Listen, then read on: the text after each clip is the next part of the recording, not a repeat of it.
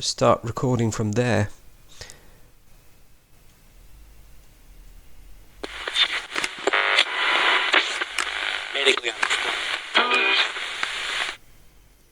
And we are in with a high energy intro. Hello. Yes. It wasn't you breathing this time, so that's good. I was holding my breath. The suspense. How long can you hold your breath? I did I reckon a good 7 seconds. Yeah, yeah. Well, anyone who's listened to us before, should go check out our Fat Camp video podcast to learn how truly out of shape we actually are.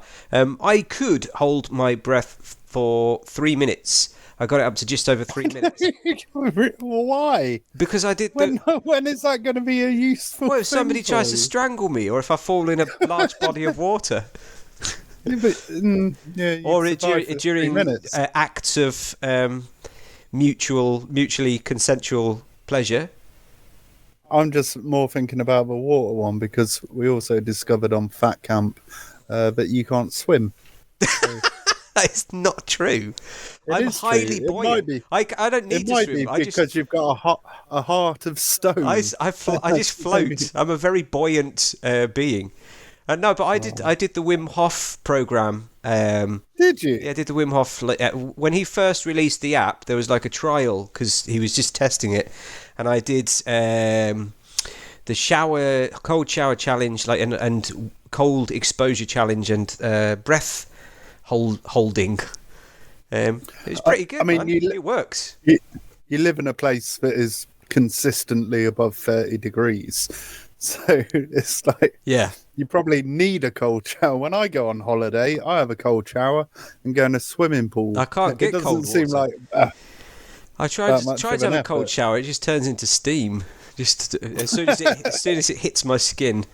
Yeah, we're not here to talk about that though today. We're here to talk about our expertise in the world of side hustle. Here to guide our listener. By the way, hello, Ginger Brown, and hello, Mum and Mum. We're here to guide them navigate them through the complicated and confusing world of side hustles, which is all of the rage nowadays. What is a side hustle? Well, I don't think anyone has one job anymore. That's true. Or one revenue stream. Well, if you do, you're going to starve to death. Yeah, it never seems enough, does it, that 9 to 5 thing? So I think it's just a way of making a little bit extra on the side, and ideally you don't tell the taxman about it. Yeah. I mean, that certainly goes on over here in Spain. We call that black money. What would you say in English? You'd say under the table or cash in hand, I suppose. Yeah, cash in hand.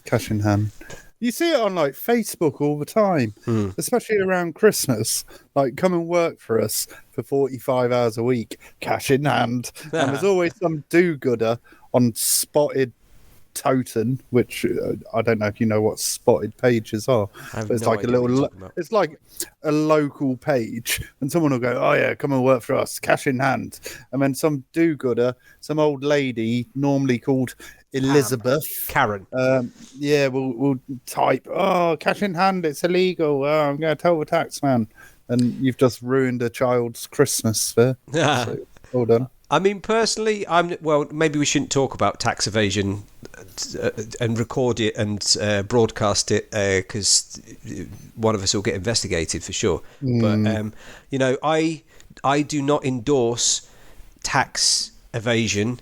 However, I completely understand and empathise with the reasons that people do that. It's certainly something that happens a lot here in Spain because the autonomous system or the system for the self-employed is absolutely shocking. I mean, it's a socialist government, so they don't really want you to be self-sufficient. They want you to be dependent on the state, and they crush you with an iron fist if you try and make your own money and not give them some.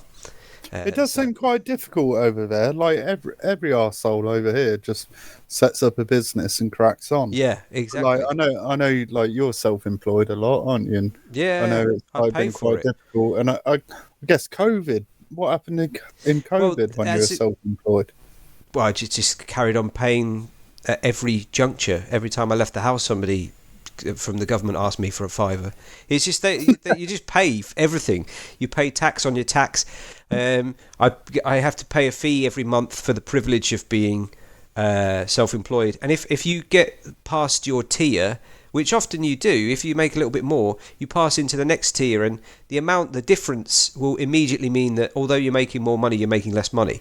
So it's a bit like going over a tax bracket. Yeah, so a lot of people try to avoid that by doing cash in hand.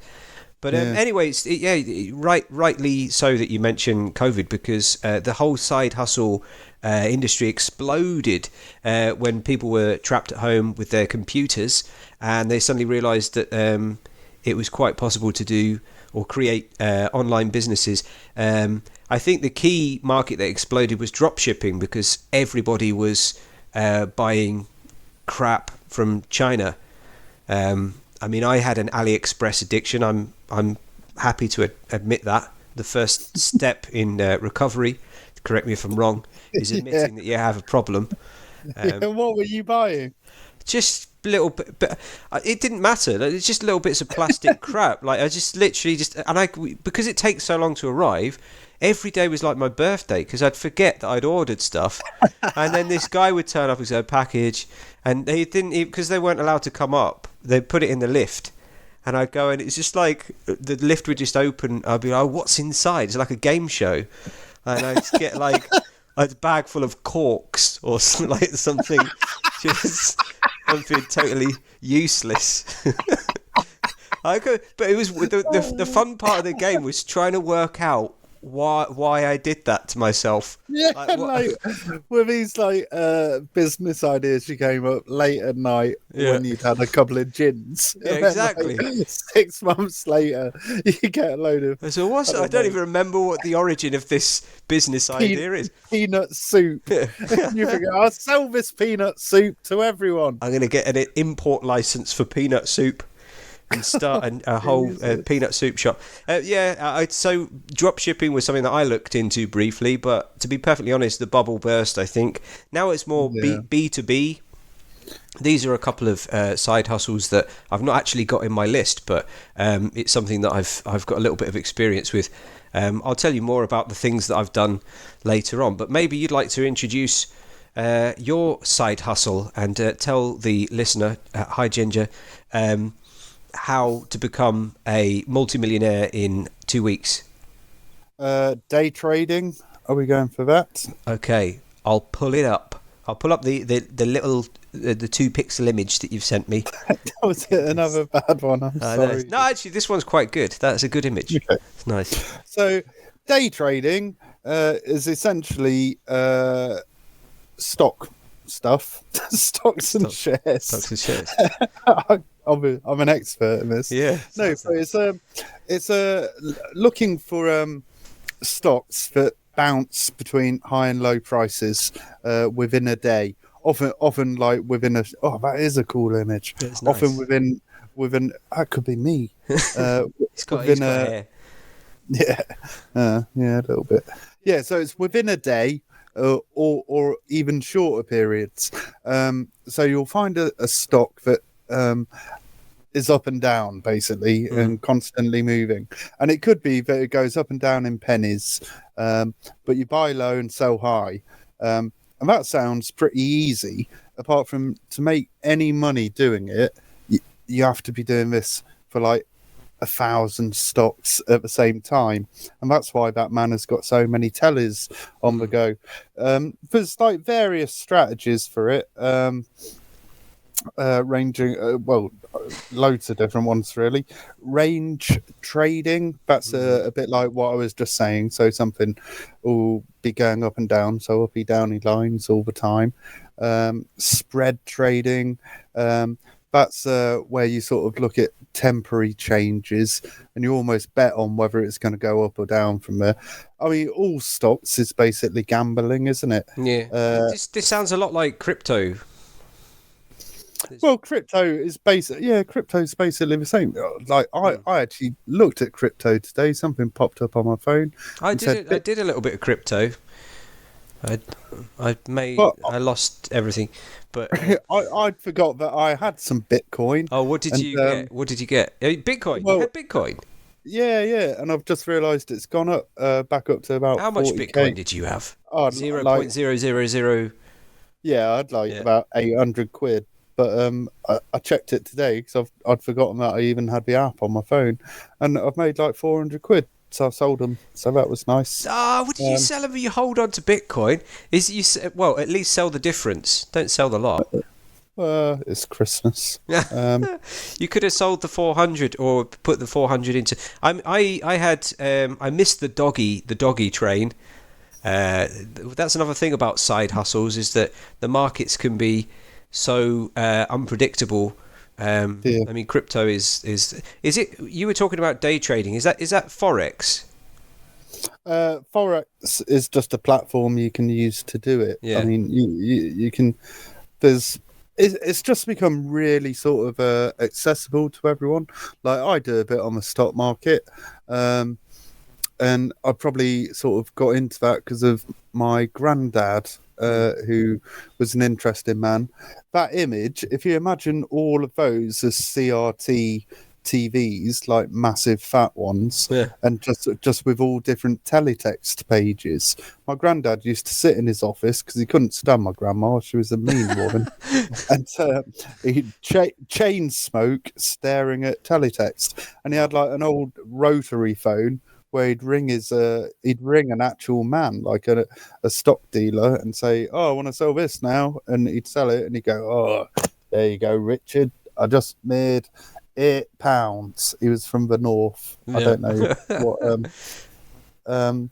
And that's basically all this is. But you Old can do it school. on your phone. You can do it, do it on a laptop. A lot of people sort of give up work to do it, Well, and most people fail. yeah, At it, of to be course. honest. But I would say if anyone, Ginger has already seen our episode on AI, but AI is something of a threat to the trading and short selling markets because there's a lot of assistance that you can get nowadays, and certainly moving into the future. I don't know if you've heard of Grok.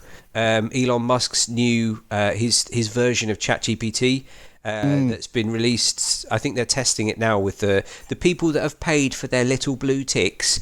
They get to use. They've got the privilege of using Grok, but it's got a real time. It's got the capacity to run in real time, whereas ChatGPT is plugged into. It scanned the internet a year ago. So the implication of that is that you can get real time trading. So you can train an AI, or you can create a code for an AI and make your own plugin, and you can train it to follow the markets and give you. Okay, so one of the strategies day traders use is called trend following, and that sort of is you like ride the wave of a stock that's moving up or down, but those influences are things like reports on quarterly earnings or just like news reports that might vaguely affect that industry. And I suppose if you've got AI scanning for all that stuff, that would be quite interesting. Yeah. Let's get that. We need a blue tick. Yeah. Follow us on X. I mean, it's all made up anyway, isn't it? The money and the value of it all and everything. But that's another conversation for another day. Okay. So, what would you recommend? Have you got any recommendations for people that would be interested in getting into day trading, or indeed the opposite? Would you say don't do it because you lose all your money? Listen, if you've got 100 quid that you can afford to lose, I'd have a go. Send it to Richard. Yeah, I use a platform called Trading 212, and that's got like a virtual element. Like you can just switch from real money to monopoly money and just see how you get on. I think the difficulty is doing it with 100 quid. you're never going to make millions. It's going to be really hard work, because the little profits that you make will be little profits. If you invest 100 quid in a company and it goes up 7%, like, you've made £7 minus fees. If you've got 10 grand, then it's worth doing, isn't it? I'd say that's money. There's one aspect about crypto that, for me, that some of the crypto platforms that I was using, a lot of them have, in addition to the crypto, it's kind of integrated into a lot of new tech, specifically NFTs. I know a lot of people say, "Oh, NFTs, they're rubbish." By the way, anyone that doesn't know what that is a non-fungible token. So it's essentially a thing that doesn't exist. You're a non-fungible. I wish, but a lot of the NFTs were like just images of character. They created like these collectible. The idea is that because it's a unique thing that is protected by blockchain, it has a value through scarcity. But there are also NFTs which are like skins for games, so you can get like unique battle armor for Call of Duty or whatever, or there's a special gun or whatever. And a lot of the gaming stuff is where you can actually make a lot of money, because you can invest your crypto into upcoming projects. And I have a few friends that have made a fair bit of money out of that. But again, like I say, it's all just taking the risk and having something up front that you can invest. And one bit of advice: never invest anything that you can't afford to lose. There you go. That's our tip of the day. Do you remember when I was a psychotherapist?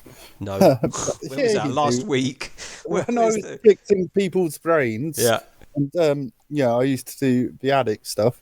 But I also had some like more normal people.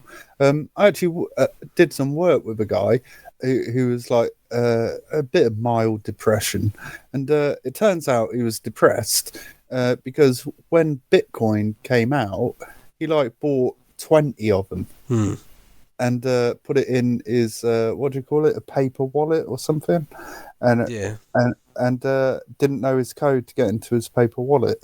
So he had like £1 million. And I didn't make him any happier. He was still depressed after 6 weeks. But I saw him a while back, and he designed a computer program to work out what the code was for his paper wallet. Yeah. And because he knew like a few of the numbers or something, and he got it, and now he's like a millionaire. But was he in recovery, or was... No, he wasn't an addict. He was just a bit depressed because he had £1 million somewhere that he couldn't get. But yeah, he's still quite depressed, as it happens. So it doesn't solve everything, does it? That's a depressing story. So Merry Christmas. Money doesn't. You've got to sign off each of the different side hustles with some kind of key advice. Okay. Someone told me this. The only way money will make you happy is by giving it away. Who told you what? That is the most ridiculous thing. I never like that. Must be why. I mean, that's what they do in Tibet, right? The Buddhists. I think it's talking about sharing the wealth and being generous. There you go. It does make you happy. It does make you happy if I let's until you give it all away. Yeah, exactly. Then no one gives you anything back. If I give £5 away, I give a £5 away. I'm happy to do that as long as I've got another £1 million in the bank. Like, that's fine. Like, who cares? Like, yeah, that's sure. not how it works. Oh, okay. Anyway, go on. What's your first one? This is going to be horrible. I'm just going to talk about my own stuff. I'm going to talk about, firstly, a little bit of my own experience because, like I said, during COVID, a lot of people were lured down the side alley of side hustle, and I was one of them. And I got a nasty surprise when I went down there because I bumped into Andrew Tate. There he is. He's on screen. He's one of us. He's a baldy. He's got. He's not one of us. He is. He looks. You look a little bit like him. He's a slightly darker version of you. Much darker. With all the rape. He's got a terrible online or positive online reputation. He's a very diverse, divisive character, I should say. And I know a lot of people dislike him, but I don't really care about any of that stuff. I wasn't really interested. I'm not interested in him as an individual. I wanted to check out what this Hustlers University thing was all about, because I kept seeing it advertised and discussed everywhere. And like I said, the side hustle universe just exploded during COVID, with everyone at home trying to make their millions. And I think that part of the side hustle industry is that it is fueled by FOM, the fear of missing. FOMO. Sorry, FOMO. FOMO. FOMO. Fear of missing out, and that's how a lot of these schemes make their money. You get a lot of influencers on social media platforms like Instagram, for example, that are selling the idea that they have become self-sufficient, but that is literally part of the process of. So I'll tell you a little bit about Hustlers University, because I paid to use it for. I was in there for a month, I think, maybe 2 months. Wow. Because I wanted to check it out. I wanted to see what was inside. I wanted to see what everybody was talking about. And it is. I'll be completely honest, because there are a lot of people that are. What would I say? There's a cultish kind of vibe. Yes, we're in. Yeah. Sounds culty. I'm in. Yeah. You'd love it. Yeah, you'd love it. Please go and check out our episode on cults. It's Richard's favourite, but it's also the one that not enough people have listened to. I think it's interesting. There's a lot of nice stories in there. But yeah, there was a bit of a culty vibe, the way that people communicate with each other. And I do understand that there is an aspect of filling this. And this, some people see this as controversial. I can see the positive side of it, but filling this gap or this desire for a masculine community where blokes it's like a brotherhood. They all call each other bro and G. They always call each other G. Which is weird. It was weird. I got that as soon as I got in there. It was like the way that people are talking to each other. It seems supportive, and it was supportive. I'm not playing it down like that. But it just had the smell of a cult. When a place has its own vocabulary, has its own terminology, its own way of addressing each other. That's for me like the first step towards being a cult. Yeah, and probably a warning sign. I think. And I'm not saying that the information inside wasn't useful. It was. Is definitely. I think that you can move forwards in your desires, your dream of becoming self-sufficient, but you have to follow the code to the letter. So for most people like me who didn't have a lot to invest at the time, if you had a little bit to invest, there was a good course on crypto, and I do believe that was very, very useful, because they have these experts in each field that would everything was like video based, so it's a video library and Q&A to kind of get you through the different levels. It was very well put together, I will say that. I think if you've got the right frame of mind and you've got something to invest, it's probably quite useful.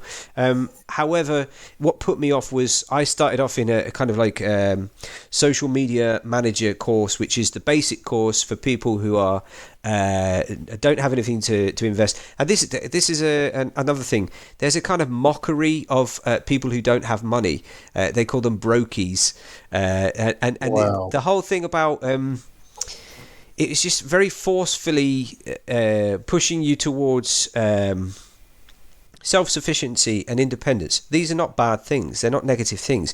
It's just the way that it was framed. It was like, if you don't achieve that, you're a loser. Yeah. And I didn't really And again, I can understand that from a certain perspective, but the community could be very supportive. There's also a section in there about getting in shape, so it was all aspects of your life. It was how to clean your life up in terms of finance, how to get in shape, how to be motivated as an individual. It's lots of useful stuff in there, but like I say, for me, it didn't. Ultimately, it wasn't as useful. It wasn't useful enough to justify the monthly subscription fee, which was €50 or $50. I can't remember. I guess it's $50. I felt a little bit like, and again, this doesn't apply to all of it, but there was an aspect of like a pyramid scheme. Yes, I've been waiting for you to take a breath, and just so I can shout that this is a pyramid scheme. Yeah, but that's where the cult, again, the cult aspect kind of comes into it, because you've got these guys that go out onto social media and they're touting how successful they've become. Oh, really, what they're doing is creating this fuel for the Hustlers University, so more people sign up, and ultimately filling the coffers.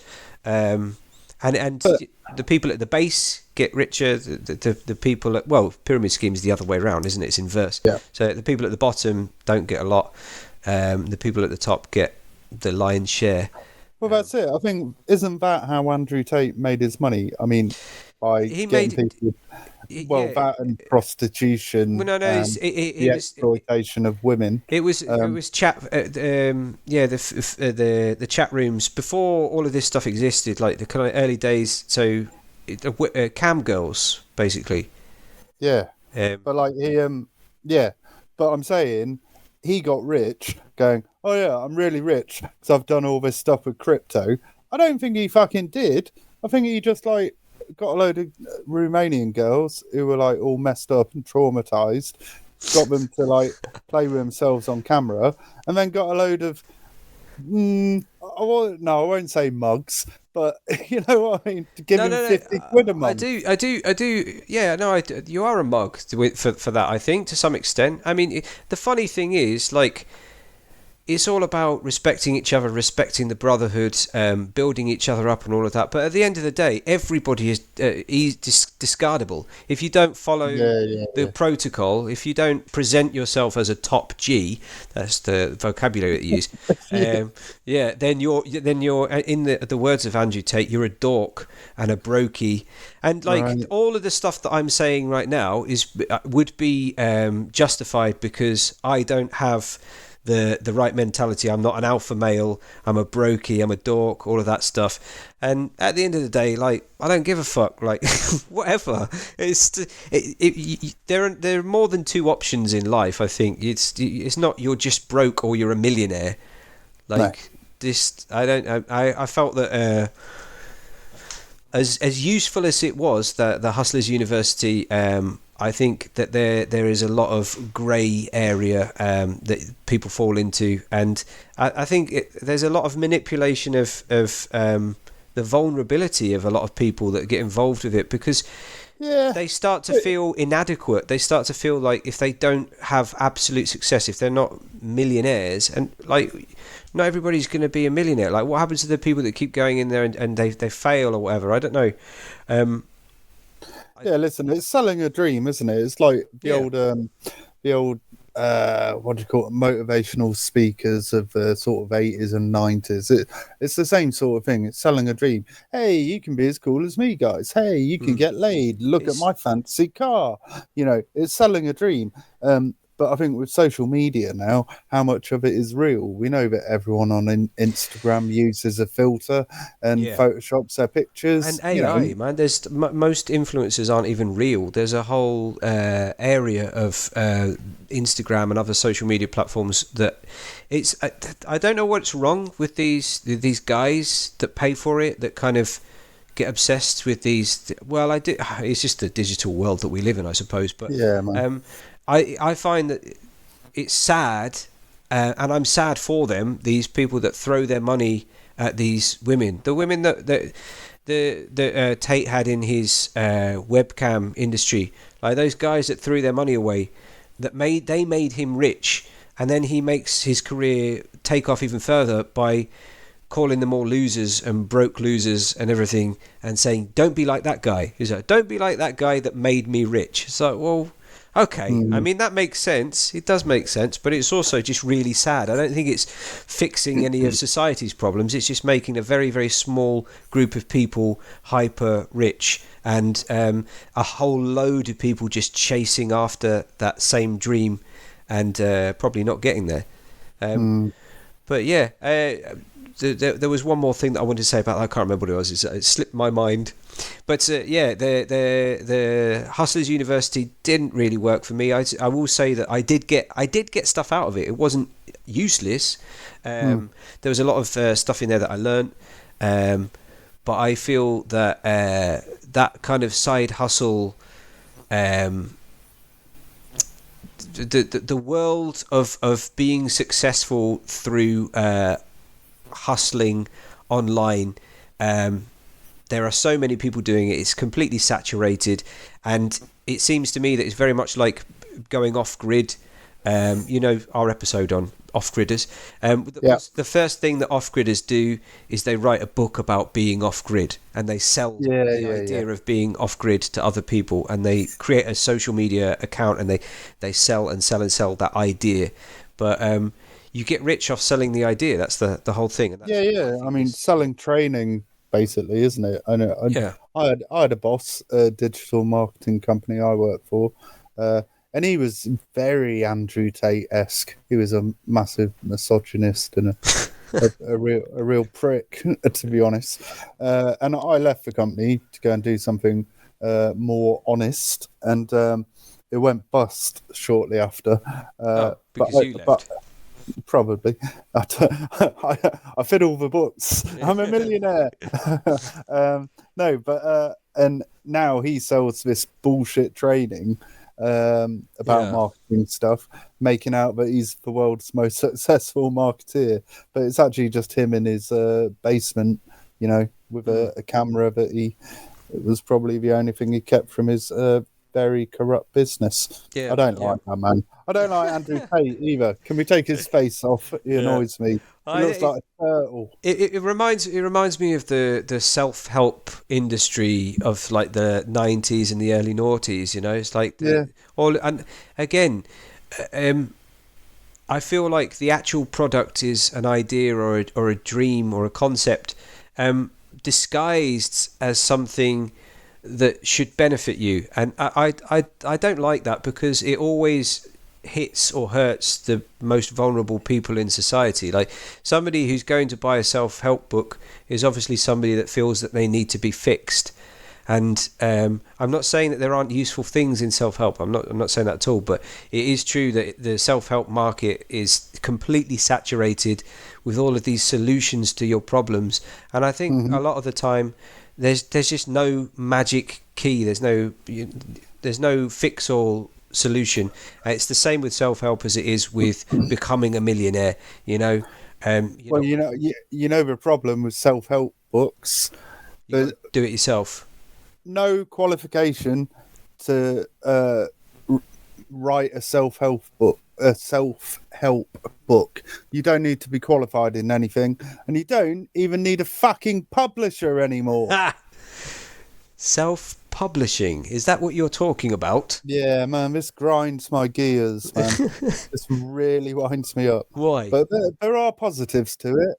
I think I know a few sort of mums who have given up their career to have kids, and as the kids have got older, they've like written like children's books and things, and they publish it on Amazon, and it's a real simple way of doing it for them, and they can make a few quid from it, and I think that's great. But when as a published author, Ben, what? I'm a published author. Why would you say what? Because you sent me that birthday card? No, because I worked in publishing for ages. I was senior editor for Tops Europe, and then senior editor for Pedigree Books. And so in, what year was it? 2007, I wrote the number one selling Christmas non-fiction children's book for Christmas that year.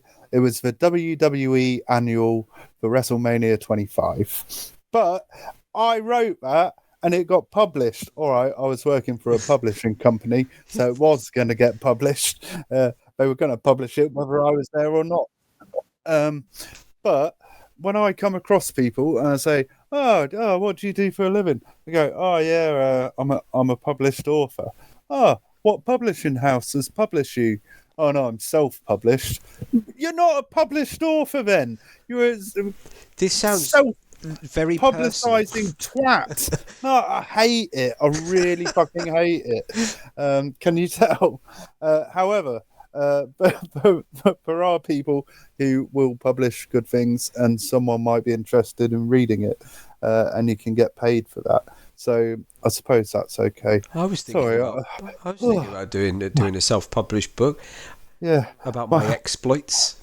My heart is hurting. I need to do some fitness. I got angry and my blood pressure went up. This is another thing that people did during the pandemic, though, isn't it? A lot of people put their books out. In fact, I looked into that as well. And again, there's a weird kind of... I don't want to say pyramid scheme because it's not. But there's a weird scheme of putting out these PDF books on Amazon. And you give away like the first 3. They say that the third book that you write is the one that you sell. You give away the first 3, and then so it'll be the 4th one, wouldn't it? What are you doing? Are you? I'm getting comfy. I'm sorry. Okay, well, stop it. I don't know if you actually know anything about self-publishing, or if you're just for some. I don't just really. That they're wankers. Yeah. No, I think what gets me is I think there's probably too many books already. Yeah, maybe we should burn some of them. No, I just think we've got enough, and books that are like published as by publishing houses have been through some sort of quality control and are probably worthwhile. Just like, I don't know, Tracy writing a book, like really bad novels. They really wind me up. J.K. Rowling was self-published. No, I don't like J.K. Rowling. Why? Because of the turf thing? No, like London Book Fair, I can't remember what year. Probably that year I wrote the best-selling children's non-fiction book. But she was doing a talk. I just don't buy her. I found her really disingenuous. Anyway. Why have you got all of these personal vendettas against famous people? I mean, what have they done? They haven't done anything to you. I've got a spreadsheet of them. No, but do you understand what I'm saying, though? To actually get something published and like to be in a bookshop or in a library took like some skill back in the day, didn't it? Like Shakespeare, he was good at it. All it's the poems. The Pareto distribution, I've probably pronounced that incorrectly, but the Pareto distribution? No. It's basically... 99% of people will fail. It's like the best example of it is the publishing industry, because there are like 5 people in the world that take 99% of the annual sales of books. So you get like Stephen King, J.K. Rowling, and what's his name? That guy that did The Pillars of the Earth. Oh, I can't remember his name now. Salman Rushdie. No, he lived in my hometown of Stevenage. And I've completely forgotten his name, but he's a very famous author. But anyway, one of the reasons for that is that these books will be in every airport over the world, so everybody that travels picks up one of these books, and it's a natural law, so it applies to nature in general as well. But that one being that 1% of successful people is almost impossible. Yeah, but they've got to be pretty good, or enough people have said they're pretty good. You know what I mean? Dave just writing some erotica in his bedroom of an evening, then putting it out on Amazon It shouldn't be allowed unless it's good. Like, someone should proofread stuff. That's another thing that pisses me off. When I see like spelling errors in stuff that has been published. For fuck's sake, if you're gonna write a book, learn how to spell, or at least pay attention to spell checker. You know what I mean? But I think that increases the value of the 1%. That increases the value of the things that are actually done properly and done well. I mean, you've got to allow people to enter the market and just do a bloody terrible job of it. It's like at sports day at school. You can't say you can't run because you're shit. Everybody gets to run, and the people who are wheezy and fat humiliate themselves in front of all of their friends and family, and then the fastest ones win. And that's life. Get used to it. I suppose so. I think, look, no, for me, I suppose it is a good route for new creative people to have an outlet and potentially not starve to death whilst they're trying to do it. But someone just needs to filter out all the shit. There's too many books. We only need good ones from now on. But the thing is, anyone can write a book. That doesn't mean that everyone should write a book. Do you know how many biographies Katie Price has got? She's had 7. She's lived 7. Oh my god, she's lived a lot of lives. I've read all of them. Yeah. They're good. But yeah, and I just think, anyone can write a book, but not everyone should, Ben. Yeah, exactly. You know, we've all got a story to tell, but no one's interested in mine. It's like, I'm not going to write a book. You're always trying to tell me your story. Quite frankly, I just switch off every time. And it just goes on. It's quite depressing. Also, like, there are some issues with self-publishing. People get a tiny fraction of the money, like Amazon and whatever other platforms. They take most of the money. I mean, Lord knows Amazon is skint, not making enough money already. Yeah, poor old Bezos. I think there's a massive like industry that are taking advantage of people by saying, yeah, we'll print you 500 copies of this and you can say that you're an author, and then sit with 500 copies of them in your garage for the rest of your fucking life. I mean, no one's I know a couple of people like that, to be honest. I've got friends who've got boxes of their own books in it. Well, I don't know what your problem is, man. Honestly, if you're the guy at Christmas where everyone's like, oh, well, Jimmy recently got a promotion. I hear that your boy's still living at home and he's 45 and he's not married, he doesn't have any children. And you can be that guy, go, actually, I've written a fucking book, you're in it. I've not sold any copies, but I am going to announce myself as being an author, and I'm going to put that in every Christmas card I write when I sign my name. Let people have their dreams, even if they're shit. Well, it's funny you say that, because actually I've just realised one of my problems with self-publishing is a friend of mine, Mr. Ben Griffiths, who is, my friend Gary. It's his son. He self-published some books. I thought they were quite good, but maybe that was partly because I know Ben. But it was his journals, basically. He kept a diary for years, and he got them all put into a book form, or he put them into a book form. And bless him, he did change the names a little bit. My name in it was changed from Richard Sparks to Richard Blurts. No, Michael Parks. Of course, my middle name is Michael, and my dad, who is George Sparks, was changed to Gerald Parks. Yeah. And there's a bit in one of the books where Ben and his dad had been playing tennis with Michael Parks and Gerald Parks, and then Michael Parks came back and we were having a beer, and Michael was telling me how he was having an affair with mail order Thai bride Oh my goodness. in Loughborough, and we talked about sex and oral sex, and I told him he should do it like he was eating a mango. Which was fine. Wow. Had he not given a copy to my mum, who then read it about my sexual exploits with a married Thai lady.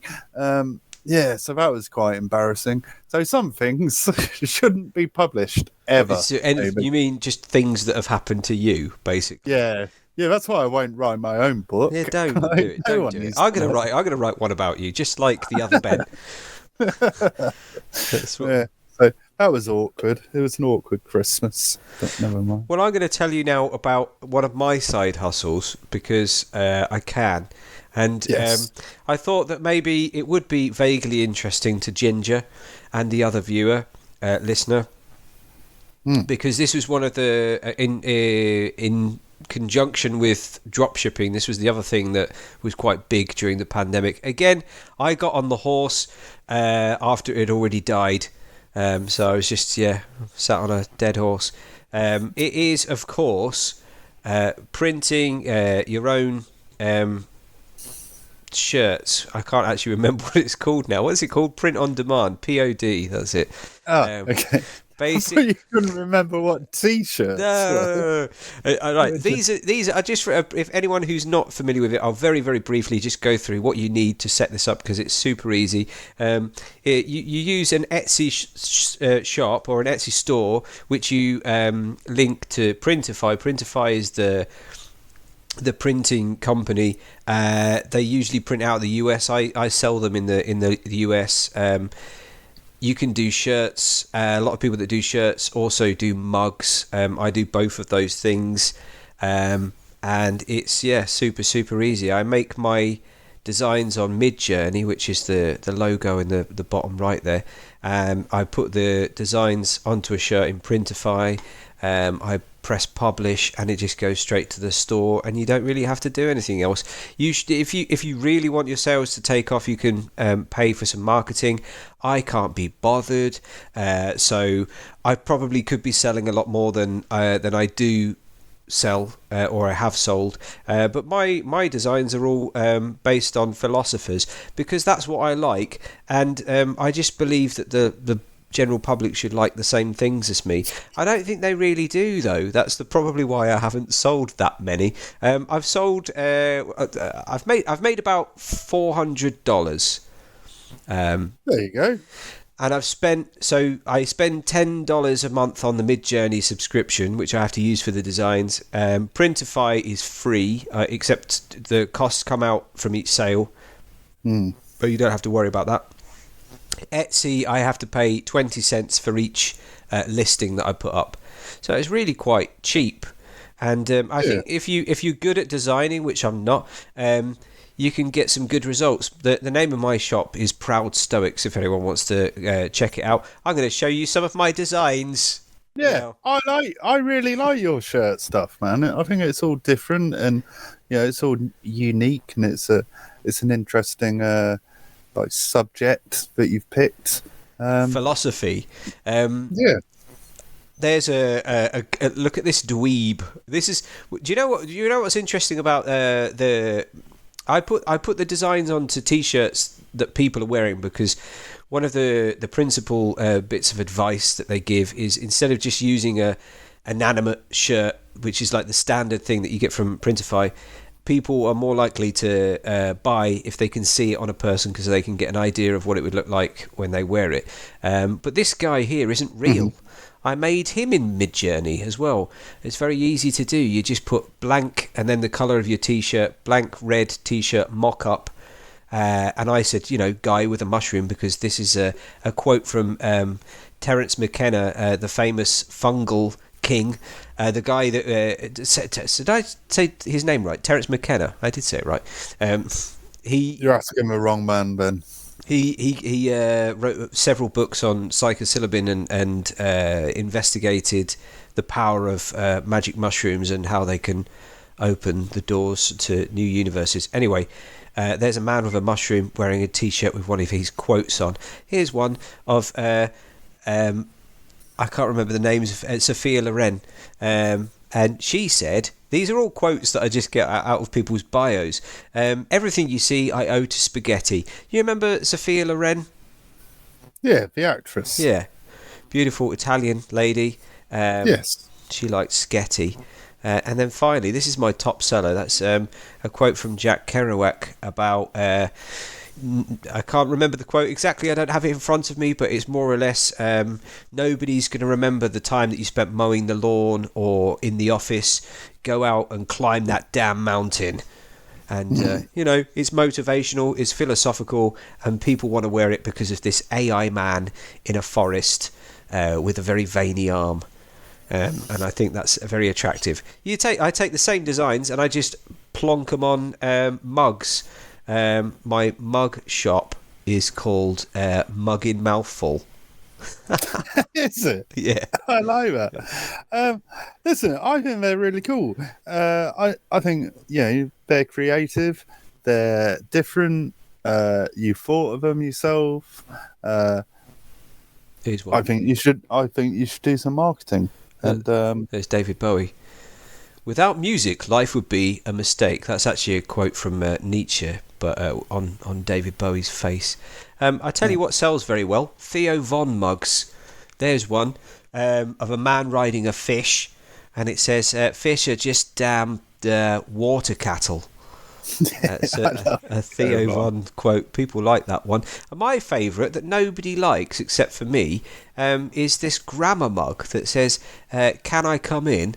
I don't know. Can you? Grammar saves lives. There's a little vampire at the window there, which I think is borderline hilarious to the point of profound. Yeah, you showed me that one ages ago, and I had to get Sharon to explain it to me, and I still don't understand it really. But yeah, good mug. Great mug. Get yourself one if you're in the US. Christmas sale now on. So that's what you're supposed to do. That's the part of side hustling that I don't do because I can't be bothered. I enjoy. Is this like what they'd call a passive income, Ben?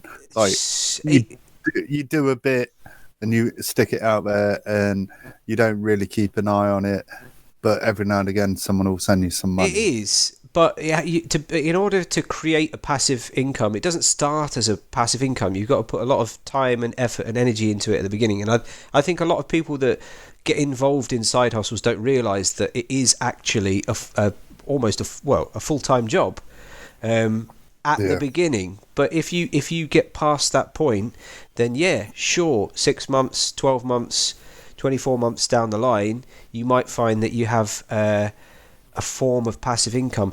Things like this usually involve a lot of marketing, and that's where the time goes and the money as well. And I don't have the extra time or money. I enjoy the creative process, but I'll be honest, I can't be asked to sell the stuff. I like making it, and then I just put it out and hope that somebody goes, oh, that's nice, but that never happens in reality. So but I think, do you think that is part of where, we're saying like the whole side hustle thing is pretty saturated, and everyone's doing drop shipping, or everyone's doing t-shirts, or everyone's writing a shitty book without any skill involved, and they should probably be shot. But is it like, because 20 years ago, if you were printing t-shirts and you had all these designs and someone saw them and go, oh, that's cool, can I buy one? And before you know it, you've got a shop, then you've got a chain of shops. That's how Superdry started. I was just going to say Superdry, yeah, Camden Market. Yeah, well, he was selling board shorts out the back of his car, wasn't he? And that grew and grew and grew and grew. But now, because it's so accessible to everyone, it's just saturated the market. So yeah, for sure.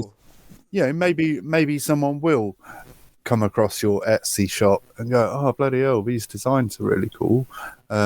And I know, like, there's websites where you can just upload artwork, can't you? And people use it and buy it and put it on their own stuff or whatever. And you get paid for the design. You get, like, royalties on the design.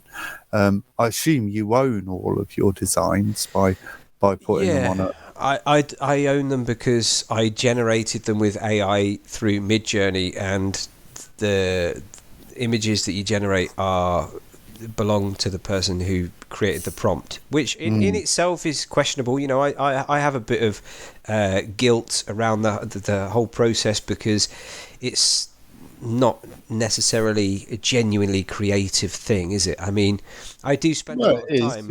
You have to imagine it, don't you? That's I run all of these through Photoshop, and I edit a lot of things. I put them together. It's not just an image that I just plonk straight onto. But at the end of the day, there are genuinely talented people who create real art, and they put it onto T-shirts and make their own designs from scratch. And, you know, that's really cool. What I would say about the Superdry guy, though, is it's the same thing. It's the same distribution problem, because in Camden Market, there are, for one Superdry guy, there's 1,000 who didn't make it.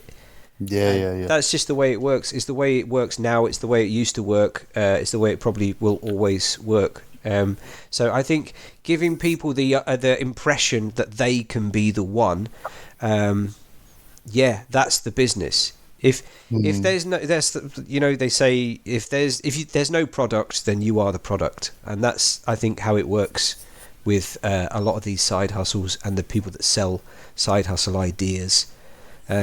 Right, what's next? I'm out.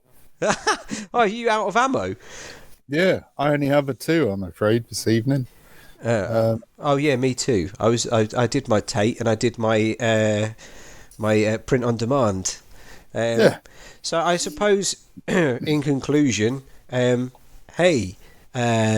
you are interested in finding a creative output in your free time, I think absolutely go for it. But just be very careful about what you invest. It's the same in any of these examples that we've given, with the trading, with selling products online. Don't spend anything that you can't afford to lose. But I would still encourage people to have a crack at it. Just be realistic with your expectations, and don't do self-publishing, because Rich will find out where you live. No, I think you're right. Just be realistic in what you can achieve from it. I think if you become reliant on it, then all of a sudden you're completely self-employed, and all of the stresses that go with that, like creating your own business and your own hours and your own income. Before you know it, you're self-employed and having to deal with all of that, which I know you do, like, quite a lot, Ben. I've been self-employed previously, and to be honest, of course I have, but to be honest, like, I quite like the 9 to 5 aspect of my life now, and knowing what's coming in, and I can throw the odd 100 quid at Bitcoin and see what happens. But I think it's same as everything, isn't it? You're putting time in, can you afford that time? And you're putting money in, can you afford that money? Or can it be better spent somewhere else? I don't know. I think just to wrap up with a prediction, I think that a lot of people are going to be doing side hustles in the future, or maybe not call them side hustles, but people are going to be doing several part-time jobs, because it seems that the conversation that's being had repeatedly by different people is that we're moving in the direction of a new working week that is a 4-day or a 3-day working week. Bill Gates mentioned recently that he thinks that AI is going to take 80% of jobs, and that's going to force us into a 3-day working week. He was smiling when he said it, so obviously it's a good thing for him. But I think that people are going to find themselves looking for multiple sources of income. There's nothing wrong with that, and there's nothing wrong with a 9 to 5, but you just got to find what works for you as an individual. And don't worry about all of these wankers on social media that are flexing with their cars. They probably don't own that car. They probably rented it for the day to take the photo, and they're trying to sell your dream to you. It's the same as buying a lottery ticket. You know, it's tax on people's dreams. Well, and on a positive. But yeah, still give it a go if you want. Yeah, why not? All right, man. Well, have a good, lovely week, bro. All right, you too. All right, speak to you soon. Yeah, love you. I love you. Bye. Bye. Medically